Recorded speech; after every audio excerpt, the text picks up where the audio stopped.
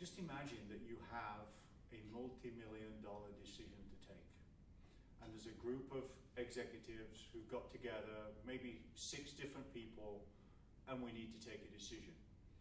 They've been working all day in their habitual daily lives, whether they're from manufacturing, sales, human resources, the CEO has been dealing with the board or with the financial institutions.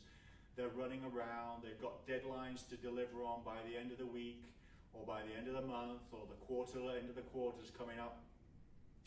And we've called a meeting to take a long-term multi-million-dollar decision. People come into that room and literally they're scattered, right? Their attention, their presence is not in the room.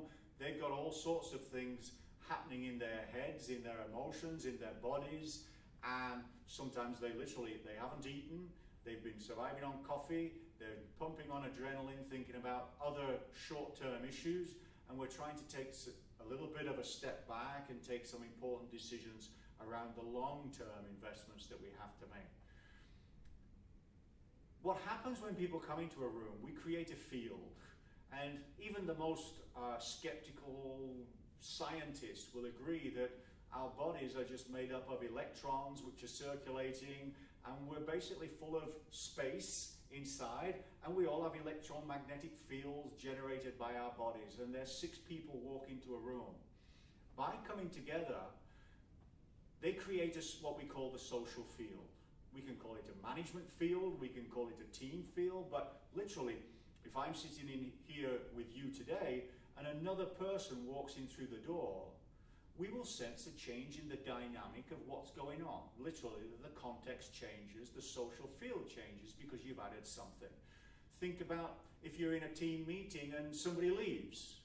It creates a space. We even feel the space, that there's a gap there, there's an absence.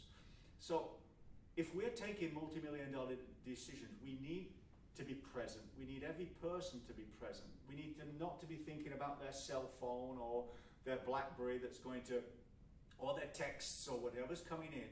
We need them to be present. So how can we get people to be present and create that social field where we can take the best decisions? Think about it. That's what decision making is all about, and that's what leadership is all about these days. It's partly about ourselves. How can we challenge ourselves to be present at all those different meetings that we have to attend in a day, and physically be listening and paying attention to what people are saying when we have 1,000 things that are buzzing around our head and we're trying to bring ourselves to the present. Emotionally, if we've been upset by something the night before, or physically, if we have a toothache or we have a pain or a temperature, we struggle to be there. And it ends up, one of our major challenges is just to be physically and emotionally, psychologically, intellectually present. And then we have 5 other people in a room who are also having that same dilemma. How can they be present and separate themselves from what's going on outside?